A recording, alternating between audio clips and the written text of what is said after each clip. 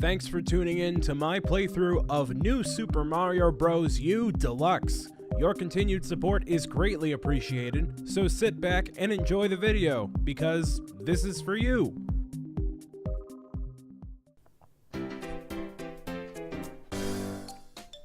Hello everybody, welcome. It's your boy, BrianSaviano, aka Bricks O'Brien. It's Super Ultra Mega Deluxe N64 Mega Drive LOL JK. No, that's not the actual name of the game. It's New Super Mario Bros. U Deluxe, a game that came out on the Nintendo Wii U back in 2012 and has now made its way over to the Nintendo Switch, and I'm going to be playing it because it's a new Switch release that I haven't I haven't played the Wii U version in many a year, and I've never done videos on it that I at least remember ever doing, so it's in the same vein as New Super Mario Bros. U, well, obviously, because it's a port of it from the Wii U, but it's in the same vein as New Super Mario Bros. Wii, and New Super Mario Bros. 2, and New Super Mario Bros. So it elaborates on that formula a lot. There's also New Super Luigi U, or New Super Luigi U, which is another type of game mode that we're going to be playing eventually. That's a whole other separate section of the game that was initially DLC for New Super Mario Bros. U, but we're going to go with the story mode for this right now. I started a file before because I thought I was having capturing issues again. We know how that can go. So we can play as Mario, Luigi, Yellow Toad or Blue Toad, Toadette, and Nabbit. So the way that it works, we're going to go with Mario first, because it's Mario. The way it works is there are 8 worlds in the game. There are 3 coins, big old coins for you to collect in every single world. We're not going to be collecting all the big coins, because that takes, you know what that takes? A lot of this. A lot of this. A lot of wrist? No, a lot of time. Lots of time. Tremendous amounts of time, okay? We're just going to be playing through the levels and playing through the entirety of New Super Luigi U. There are over 160 levels in the game. 160 between the base game and New Super Luigi U. And I'm talking through this because the intro of a Mario game is never super important unless it's Super Mario Odyssey or Sunshine or 64. Pretty much they're just giving you a reason to be like, hey, so Peach is gone, go figure. And yeah, you could have assumed so anyways. So acorns are flying from the sky. These 4 gotta go save Princess Peach. Yeah, so this is a game. Originally came out in 2012. I got it when I got my Wii U, because it was a launch title for the Wii U. I did not get it immediately at launch. I got it, I think, a couple of months afterward. I don't currently own a copy of the game on Wii U, so that's also why I waited for the Switch version to come out. So, we have all of the Koopalings in high definition. First time that it happened at the time of this game coming out, because the Koopalings would soon invade seemingly every single Mario game for like the next 5 years, because we'd get them in Mario Kart 8 Deluxe, we'd get them in this, we'd get them in Smash Bros. It's just like, oh man, you get too much Koopalings. So anyways, the way we're going to do this series, and then I'm going to be done explaining stuff, I think, there are 8 worlds for the New Super Mario Bros. U. We're going to do each of the worlds in one video. It's going to be long, so get some popcorn, buckle up, and meow it out. Let's go. Acorn Plains 1, Acorn Plains Way. So I'm playing with the Splatoon 2 controller. I'm actually working on plot twists. Oh, I nearly died right there. I'm not good at 2D platformer Mario, so this could end, really badly.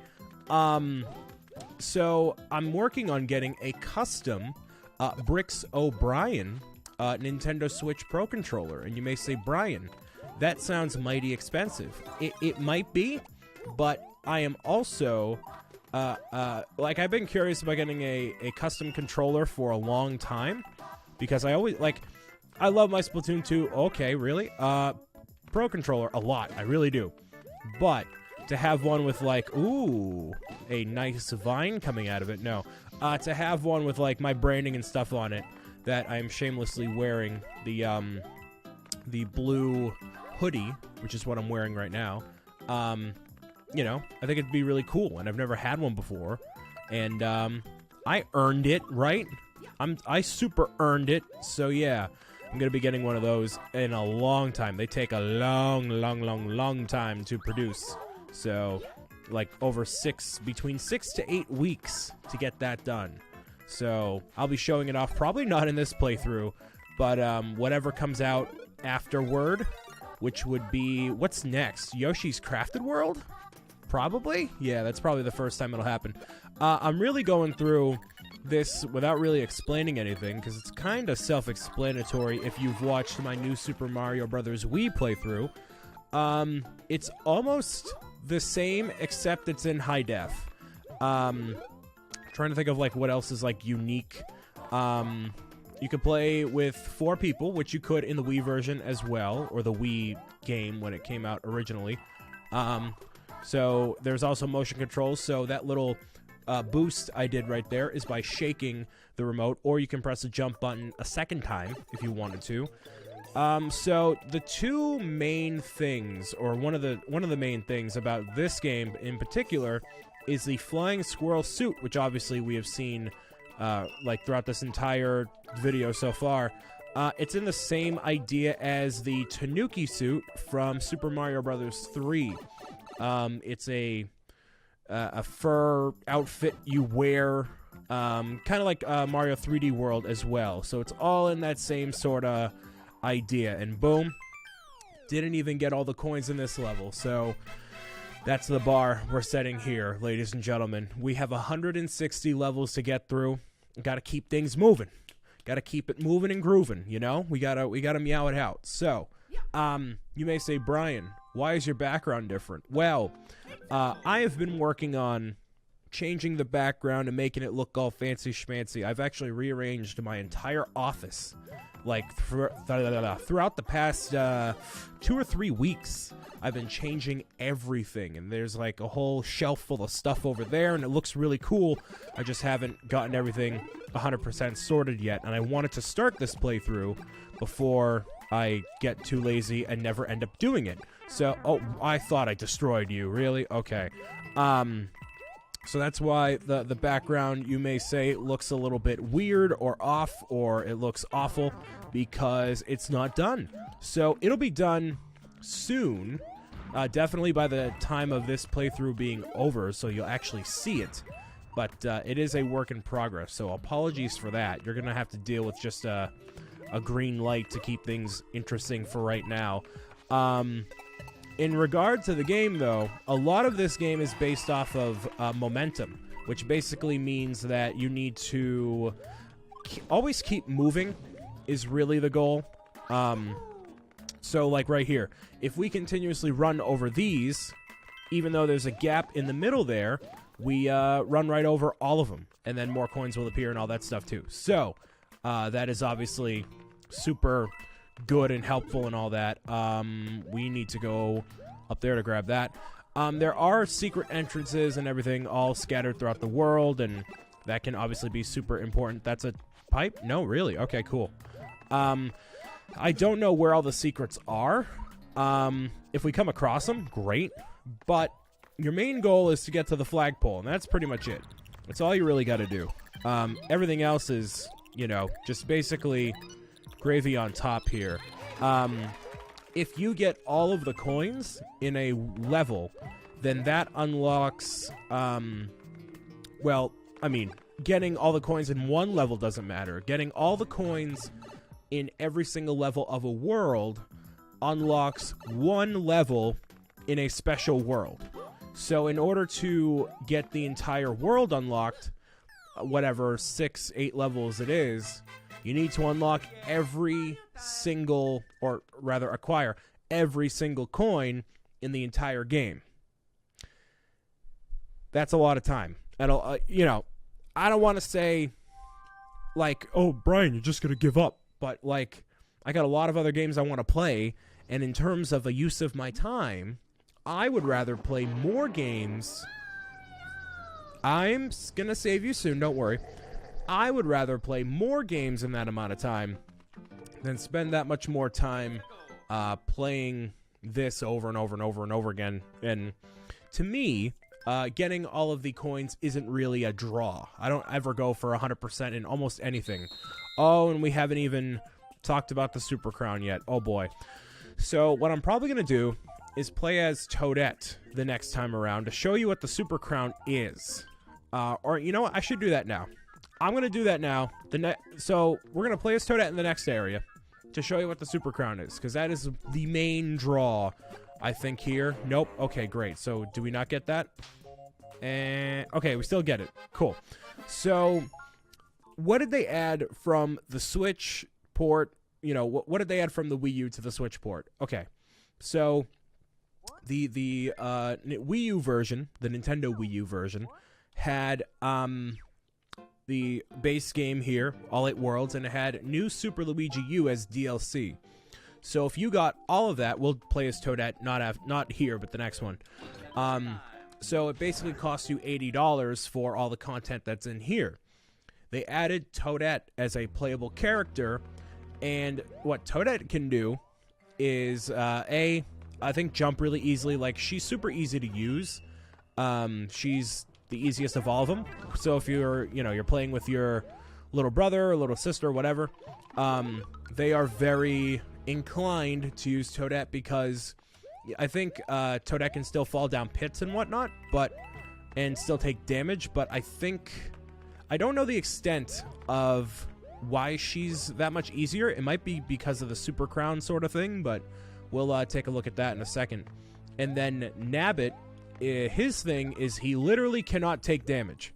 If he falls into a pit, I think he loses, or you lose a life, but that is the only way that you can actually lose in the game. So, like, if he runs into dry bones or whatever, like, he will not take any damage at all. So, if you have someone who's extremely little and just wants to, basically hold a controller and have fun, that is the character you want to give, and I should probably get these, because why not? Nope, I messed it up. I really messed that up. Okay, cool. Yeah, definitely not going to grab all those, but I was close, but not really. Awesome. So, yeah, Nabbit is by far the easiest. We're going to use each of them just for the sake of using them. I'm not the best, like I said, I'm not the best at 2D Mario in general. 3D Mario for me is where it's at. Like Super Mario Bros., the original, was like super tough for me. If you saw me play that, that's definitely not my forte, but we'll see how well we do. And by we, I mean me, because you're watching me play. And as you watch me play, you'll see me hopefully accumulate a ton more lives.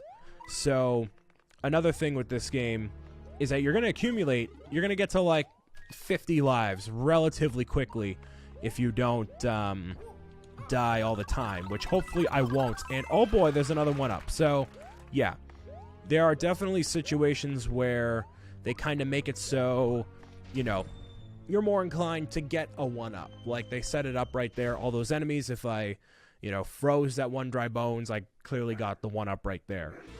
These are boom, boom, boom-bitty, boom, boom, boom. You can freeze them if you want to, and they're actually extremely easy if you wait right here and just bounce on them right there. You won't take any damage, and boom, there you go. So you can spend your time, jumping all around and trying to avoid them and do that whole thing, but you just 2 seconds, you're done. Boom Boom are easy. They appear all throughout the entire world, or the entire game, once per world. So that's basically the halfway point of the world. So now we're going to save. So now let's show you the power of Toadette. So, or how do we do that? Menu, change character. Cool. So, oh, it gives you different lives per character. Okay. So let's see. Now we're Toadette. We're not going to use the Super Crown right here because I believe that the Super Crown will appear in one of these. Oh no, Yoshi probably will. Oh well. We'll find out what Yoshi does as well. So hopefully we'll get the Super Crown as well. But Yeah, Toadette is... Okay, okay, so there we go. And then... Oh, never mind. Okay, I was going to say... the next power-up would be the Super Crown. What makes her easier? She clearly takes damage. It must be exclusively because of the crown. Because the Super Crown lets you fly super, super far. And, it's kind of weird. And by kinda, I mean it's definitely weird. It's definitely just a weird concept in general that the internet has kind of run amok with that I can't say I have understood the fascination with the Super Crown, but I'll get to that in a second. So, when you use Yoshi, I believe that you eat the apples and you... Okay. You'll accumulate more and more, like, of your bar gets filled up, that red bar. And if you don't have a power-up, you'll get a power-up like a mushroom or something like that. But if you're maxed out, I believe you'll just get a 1-up. I don't think enemies count. It has to be... Yes, because you will shoot out a... There we go. Ooh, okay. Ooh. Oh, no, we messed it up. Dang it.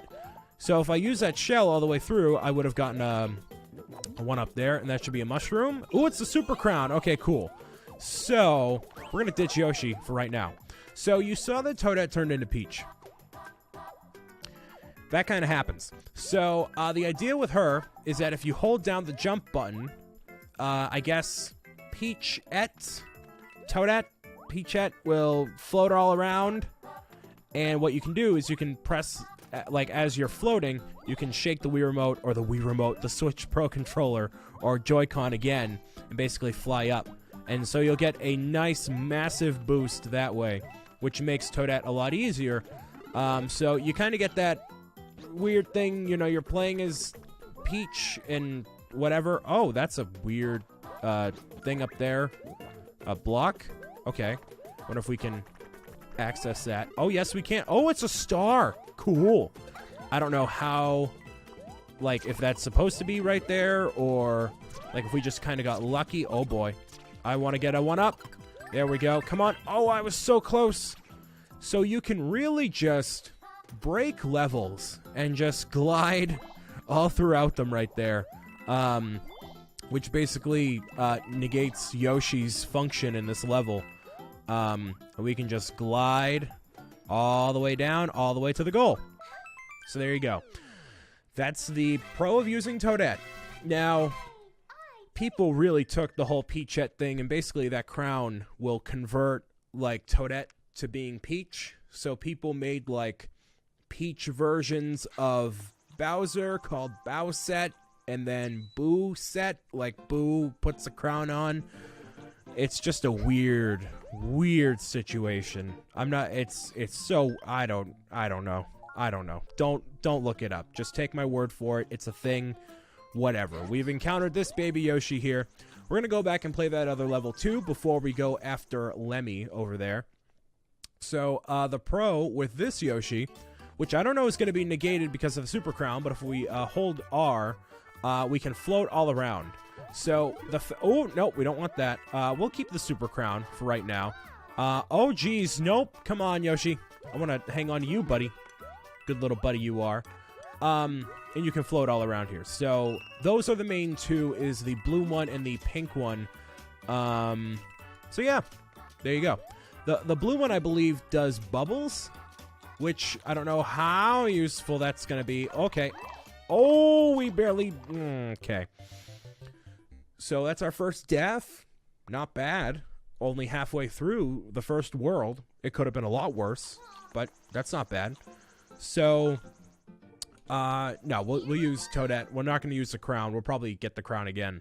And then I'll switch back over to Mario for the rest of World 1 for the Lemmy face-off. Because we are going to use Toadette for, like, another section of a world coming up. So, yeah, keep that in mind. So, and then we'll use Yoshi. Oh, really?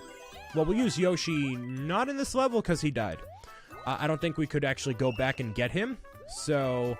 sometimes you'll encounter those little things in the world where you can encounter, like, a Yoshi, or there will be, like, an enemy, like a piranha plant in the way, or something else in the way where it's like a little intermediate challenge sort of thing. Can I?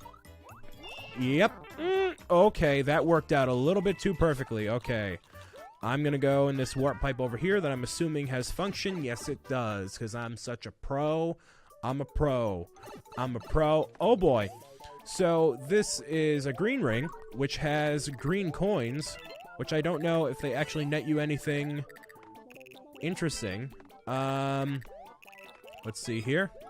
Oh, okay. Oh, it gets me the crown. Cool.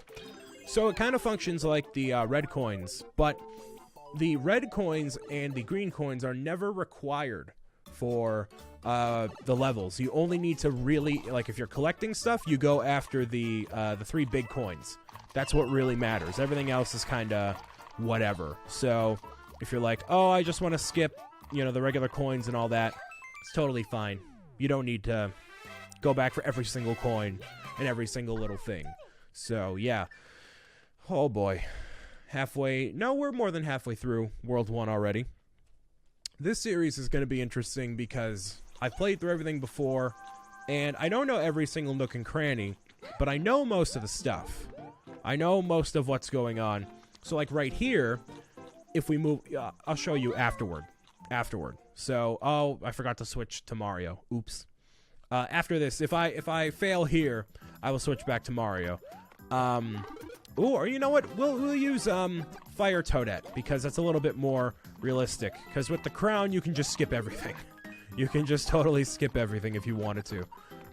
Does that destroy the piranha plants? And, oh no, they need to take more damage. Okay. So it's not just one hit for the piranha plant. Okay. Totally messed up my configurations of my hand to my eyes to my brain. It just didn't register properly. Oops. So now we're gonna switch back to Mario. Hi Mario. So before, oh, and he's still in his ice form. That's cool. I didn't think they would actually let you keep the form that you were last in. Interesting. So that can kind of break certain levels if you really wanted it to.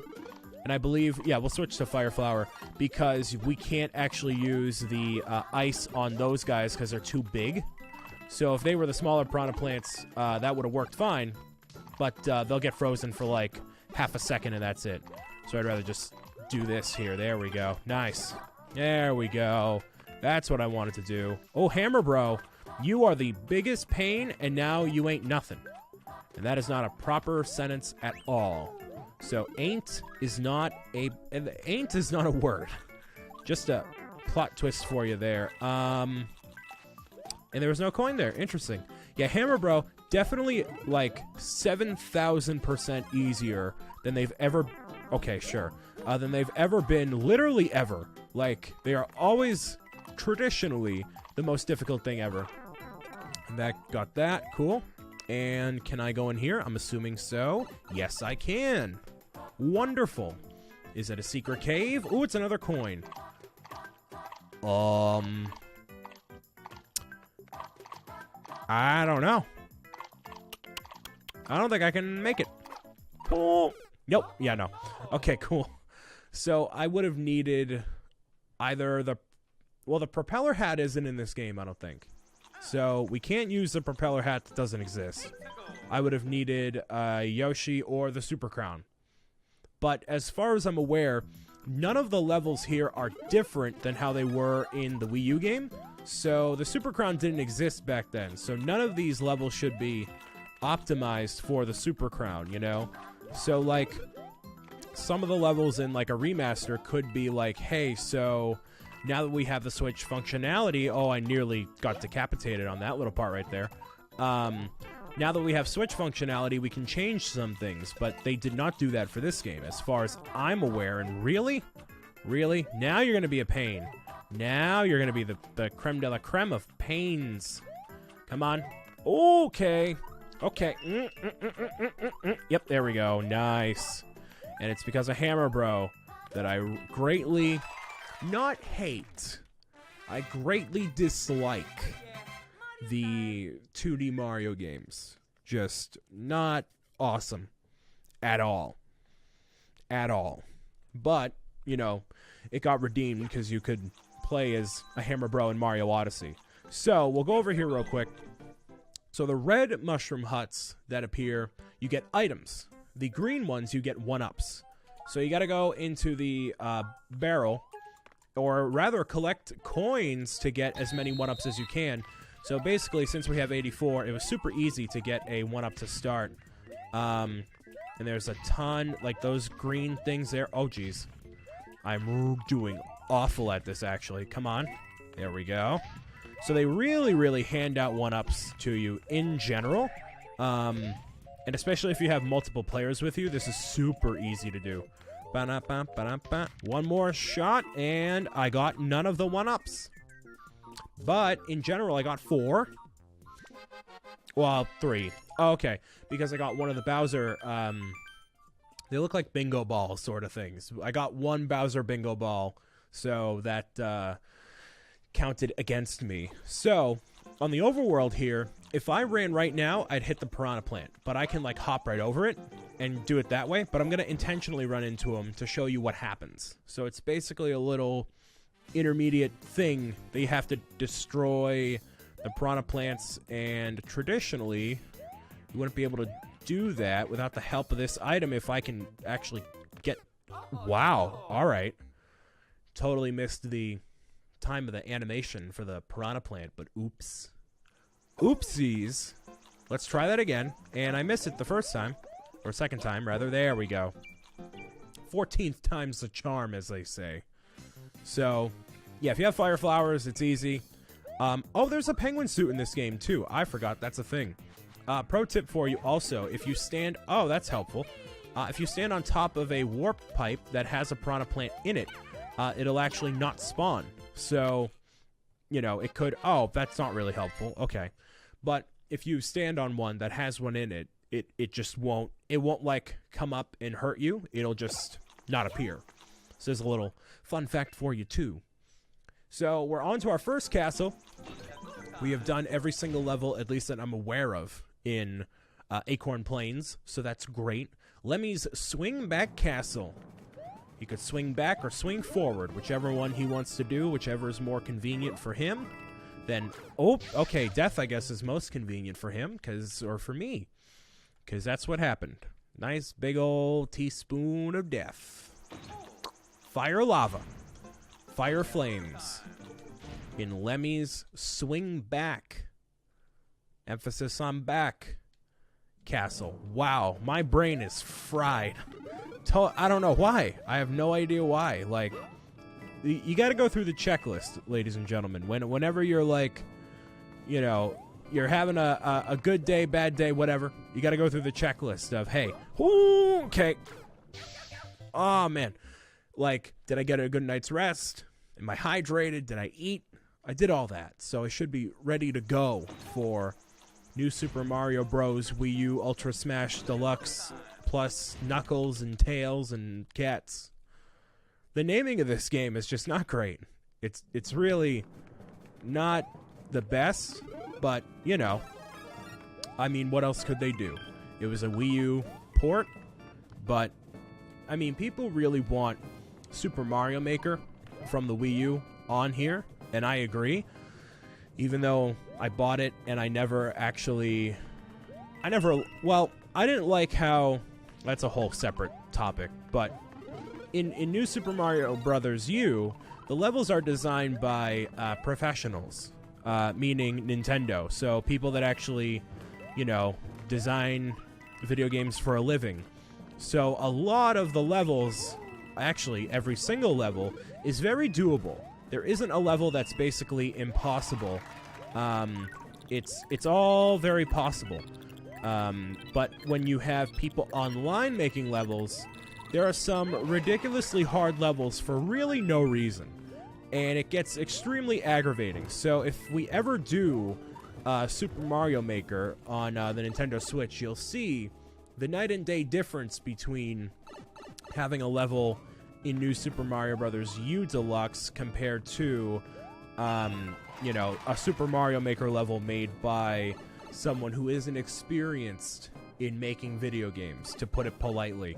So a lot of levels are always just like either extremely impossible or just not fun and very short. So I got very bored with the game because there are like officially designed levels, but they're not. That's not the main draw. The main draw is the user-created levels, and some of them were cool, just not cool enough for me to spend hours and hours trying to defeat one level. Hi, Lemmy. I use you when I play Smash Brothers Ultimate as a Bowser Jr. outfit. I don't actually use Bowser Jr. I use Lemmy. And pro tip for him, he's super easy because he's always going to respawn right there and just boop him on the head again. So he's always going to be right there. So you can just wait literally right here. Just wait right here. He's going to go back to the same spot and boop one more time. So there's a whole sequence where the ball gets bigger and it does this whole thing. You know what? You know what I don't have a lot of? The fictitious watch I'm pointing to. I ain't got a lot of time, all right? I've been here, done that. I meowed that out. We're good. We've seen it all. Acorn Plains, ka-chow. Bam, done. Lemmy's airship go kaplowy. Gonzo, Audi 5000. And crashes into the abyss. Wave the white flag like Dido. And there you go. That's a deep cut for anybody who knows Dido. And there will be no white flag above my... Anyways, I want to thank you guys and girls for listening, watching, tuning in. We're going to go to the Layer Cake Desert, and that gets me real hungry. Oh boy. I could go for like a chocolate cheesecake right now. No, I couldn't actually. That's way too much. But I'll see you next time for more New Super Mario Bros. U Deluxe on the Nintendo Switch. Peace out. Bye.